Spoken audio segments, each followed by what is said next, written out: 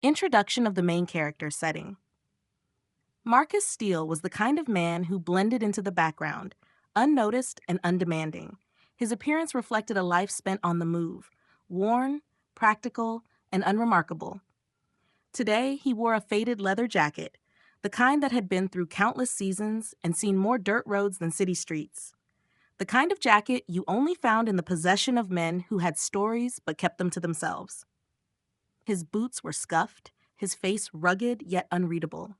The world around him seemed to move at a different pace. Marcus had just driven off the main highway, finding himself on a smaller, more isolated stretch of road. He'd been driving for hours, with nothing but the hum of the engine and the occasional crackle of static from the radio. The sun was sinking low, casting long shadows across the landscape as he approached a small roadside diner, Lonesome Highway Cafe, that sat in the middle of nowhere. It was a place that looked like it had been stuck in time, with a sign that flickered dimly in the growing dusk. The diner was a relic of a bygone era. Its wooden exterior was weathered, and the peeling paint suggested it had been years since anyone bothered to give it a fresh coat.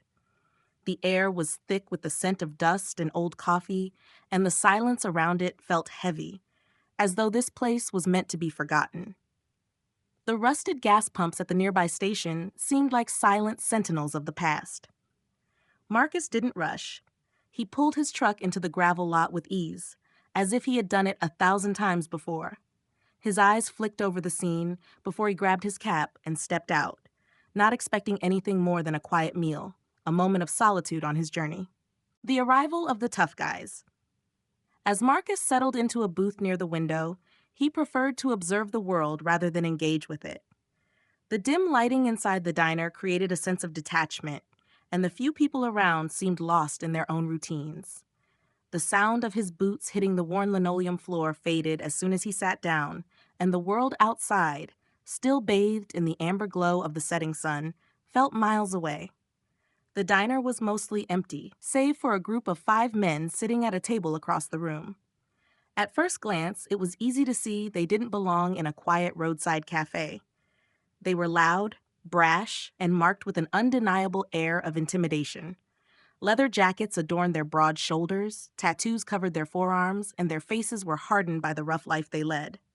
The group's leader, a tall man with bleach blonde hair and a cruel grin, stood out from the others. His name was Jake, but the locals called him Soy for his predatory demeanor. He wore a black leather jacket that creaked as he shifted, his sunglasses sitting low on his nose, even though the sun had long dipped below the horizon. The moment Marcus sat down, Jake's eyes narrowed in his direction. It wasn't a casual glance, more like the scrutiny of a hunter sizing up its prey. Jake leaned back in his seat, letting out a low chuckle as he nudged one of his companions.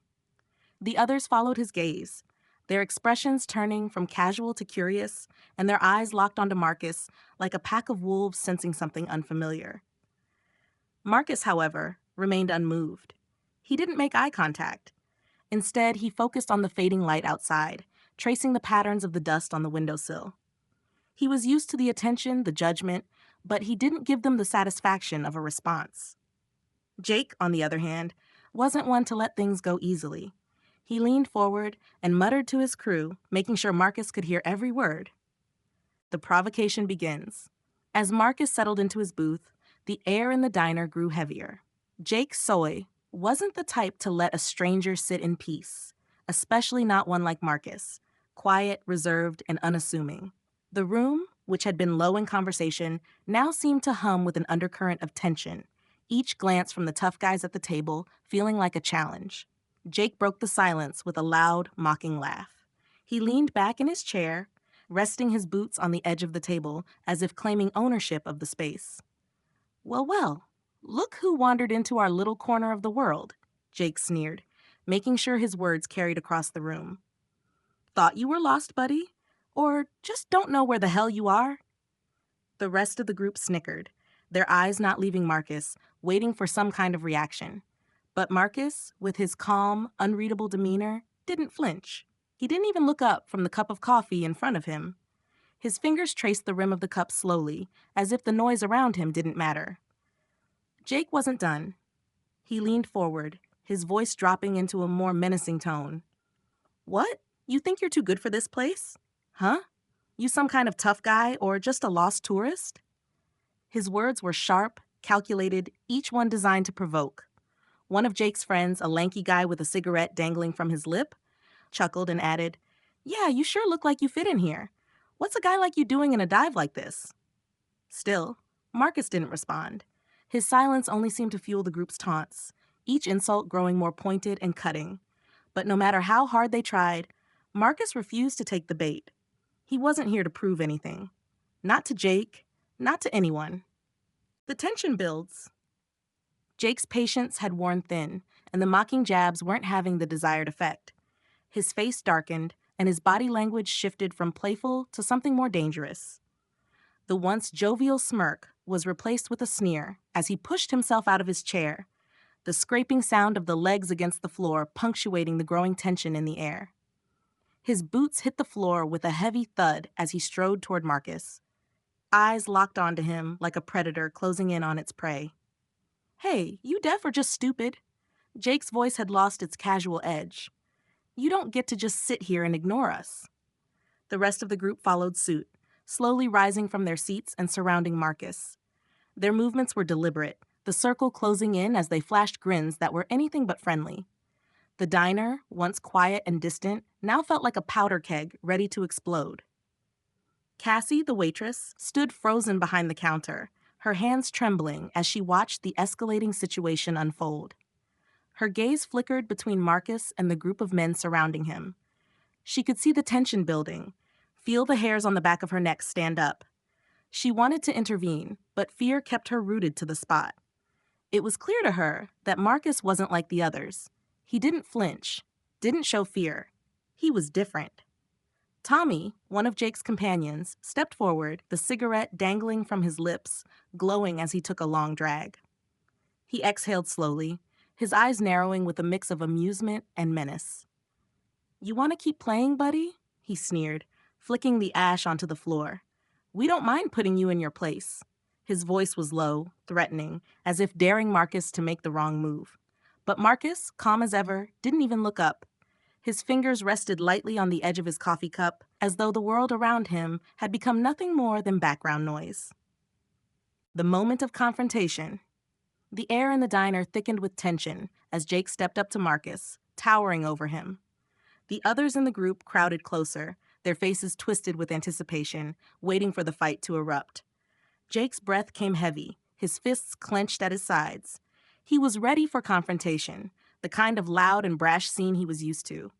He wanted Marcus to react, to show fear or anger, anything that would give him an excuse to escalate things further. But Marcus remained unshaken. He didn't even flinch.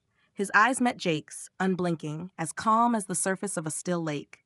He didn't look away or look down. He simply stared, his expression unreadable.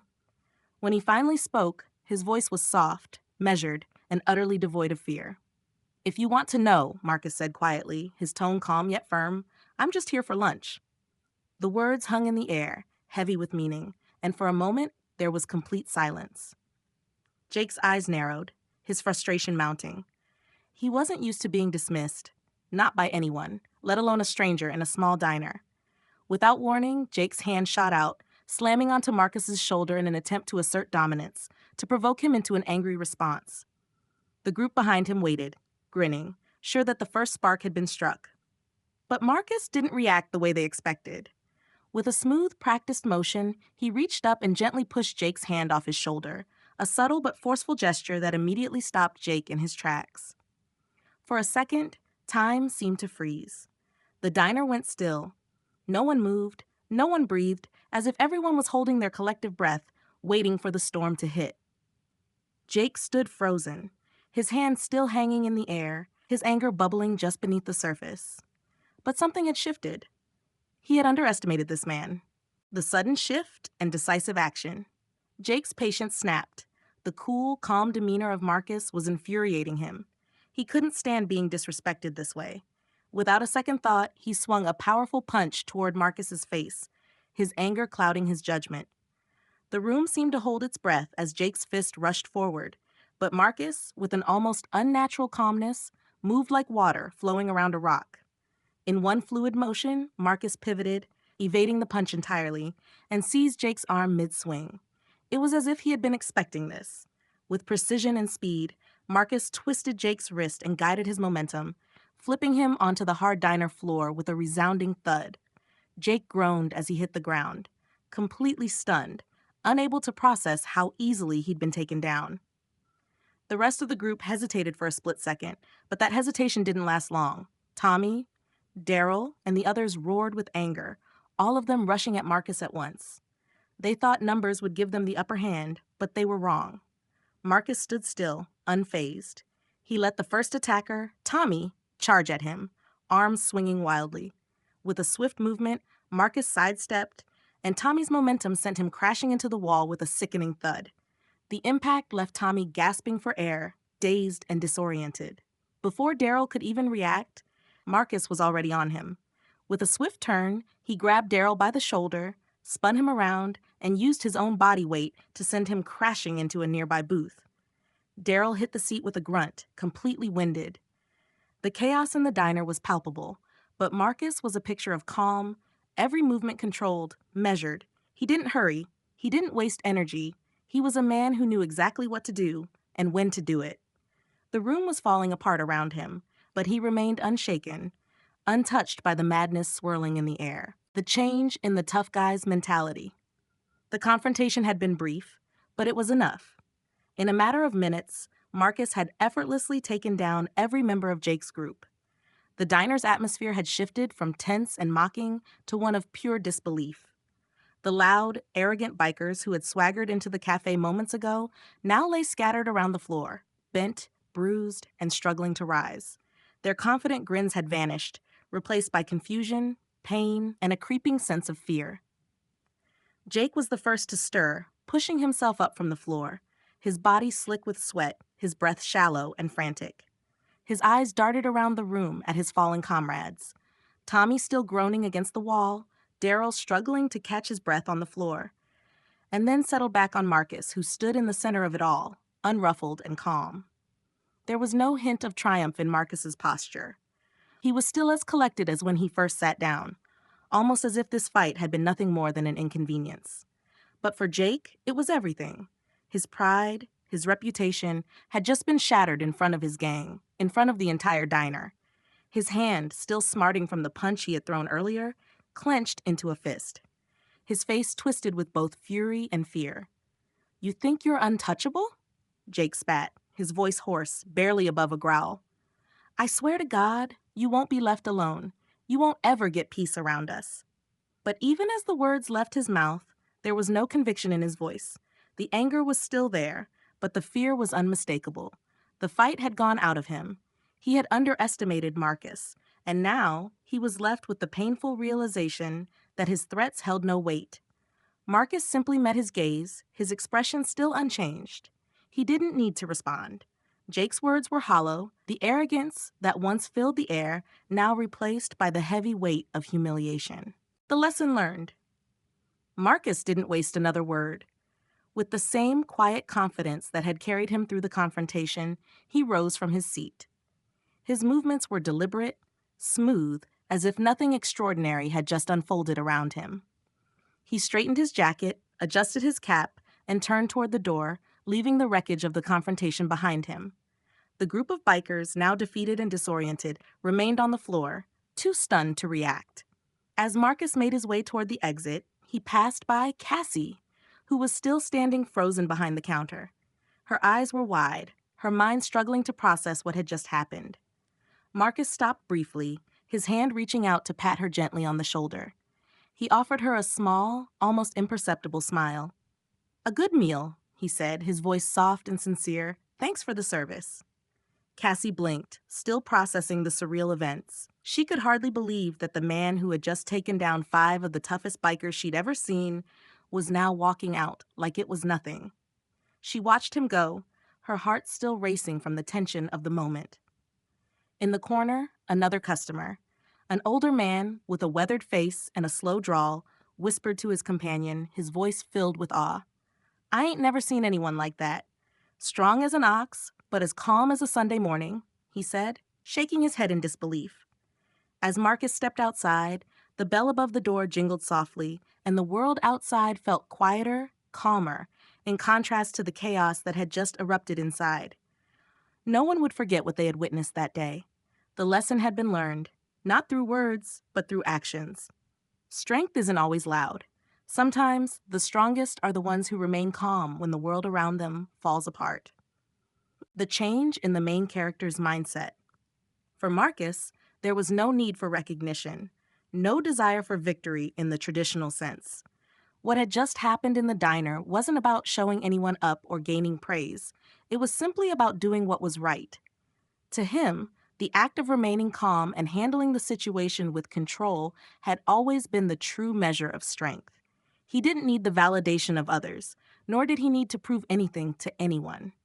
His principle was simple: do what is necessary, stay composed, and act decisively when the moment called for it. As he made his way to the door, the whispers from the diners behind him grew louder. But Marcus didn't flinch. He didn't glance back.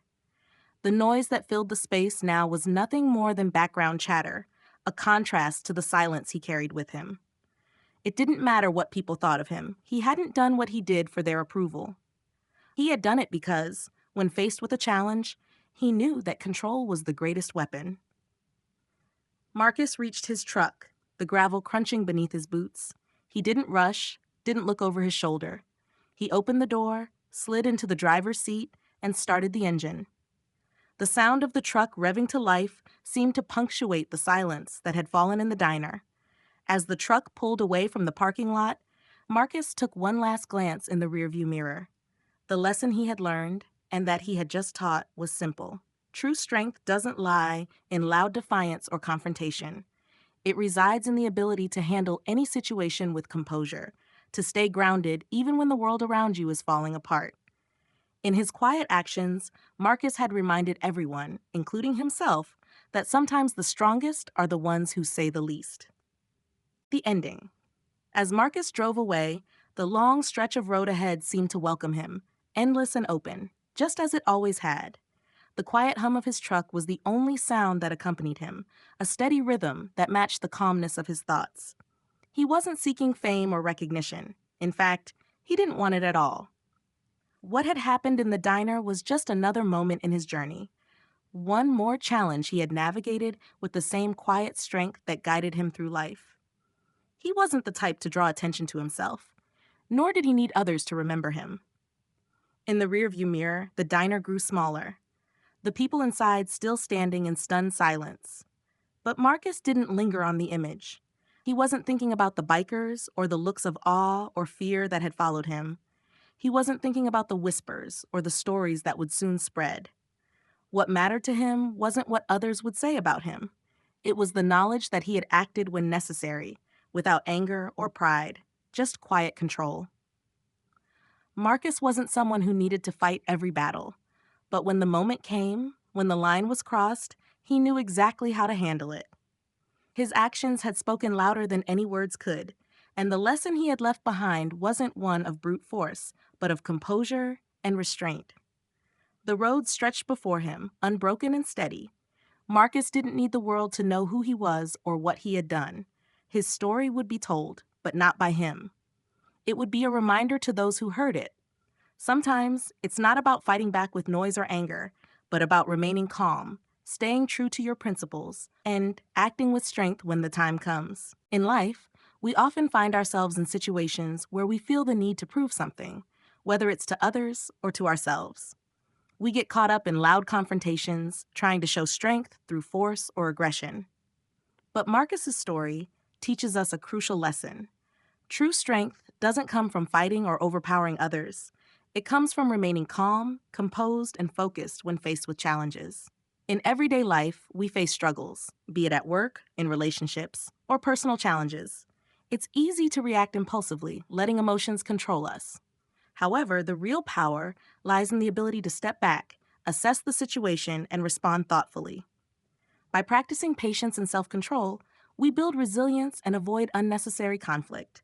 Life isn't about proving a point, but about handling situations with grace, knowing that real strength is found in our actions, not our words.